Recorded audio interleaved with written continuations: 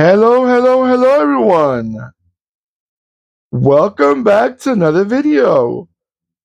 All right, let's check it out. Let's see what we got for you right now. If you like those super mini cars from Europe, well, you are in the right video. And the ones that are not super famous, like the Fiat 500 or the Fiat 600, or at least the Fiat 850. Well, you are looking at the right video. Let's see what we got for you right now. We have for you a 143 scale, 1984 Autobianchi A112 Abarth.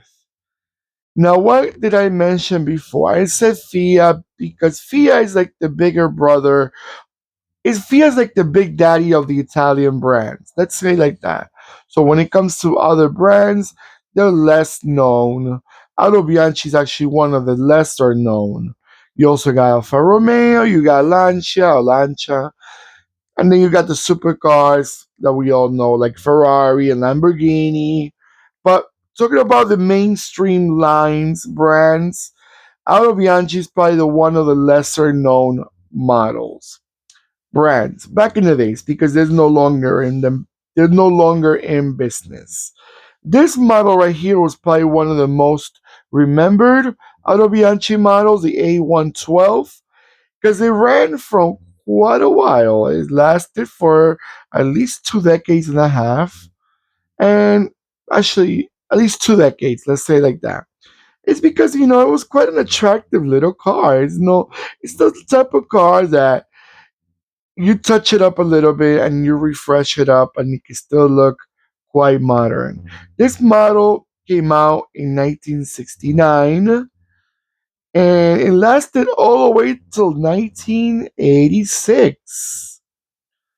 In some parts of the world, I'm not sure where, it was also known as the Lancia A112. But I guess probably only in Italy, maybe, because I don't remember ever seeing the Lancia A112 or even heard about it. Now, the designer for this model, it was by Marcello Gandini from Bertone. So when you bring these designers to the cars, they're going to be either attractive or at least quite well looking cars. And this is no exception to the rule. What I like about this model, even though it's one of the latest years, the last 2 3 years of the model, still looks quite relevant because they touched it up. They made it more robust. You can see a little bit more like the taillights, all that black trim in between, the molding around the doors, the wheels. They kind of touched it up so they can make the car more attractive for the 80s market. It's a 1969 model, so you're expecting the car to stick around, but you want the car to look at least attractive for the market. Okay? Now, the Abarth was the sportiest version of the Autobianchi A112. That was actually the Abarth model was introduced in 1971. Okay? Now let's talk about engines. Let's bring the engines and let's see. I'm going to talk about all the engines that the Autobianchi A112 had. Let's see. If you remember the A112 when it just came out, it looked so petite and it had the little chrome center wheels. Quite a little cute, attractive car. Let's see if I have the information of the S. Okay, engine wise, you had a 903. All of these were 4 cylinders, by the way, 4 cylinders.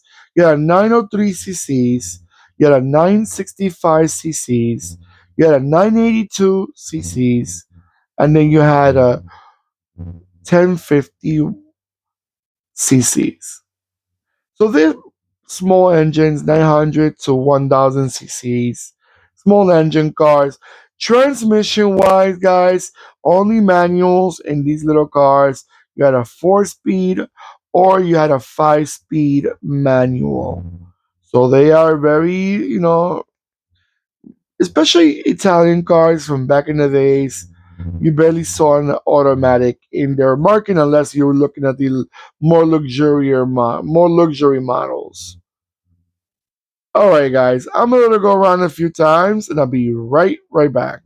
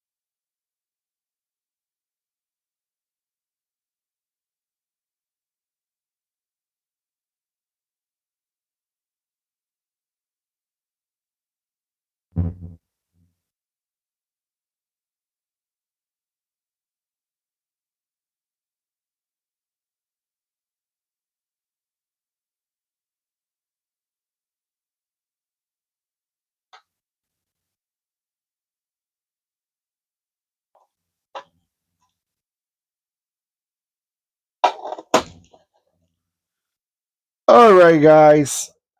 One thing I wanted to read you. I didn't know these cars, the Autobianchi A112, because it lasted for such a long time.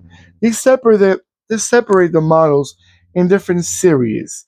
This model right here, since the 1984, it fell in between the 6 series to the 7 series.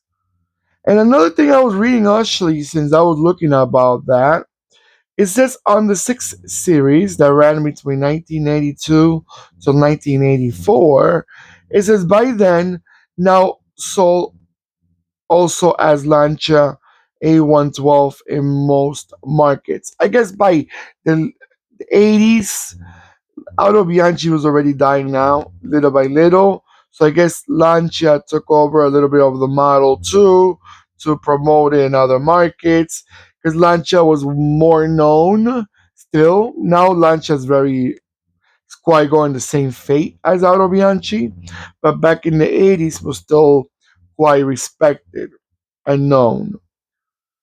All right, guys. Also, another thing I want to remind you: this is a resin model. Not remind you because I never mentioned it, but since you didn't notice, it's a resin model. It's made by Kess. Kess made this beautiful resin model. Well done, very nicely done.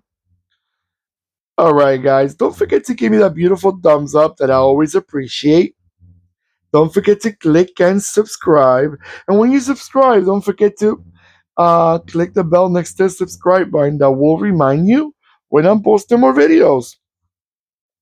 Take care of yourselves more than ever, as I always say, and goodbye.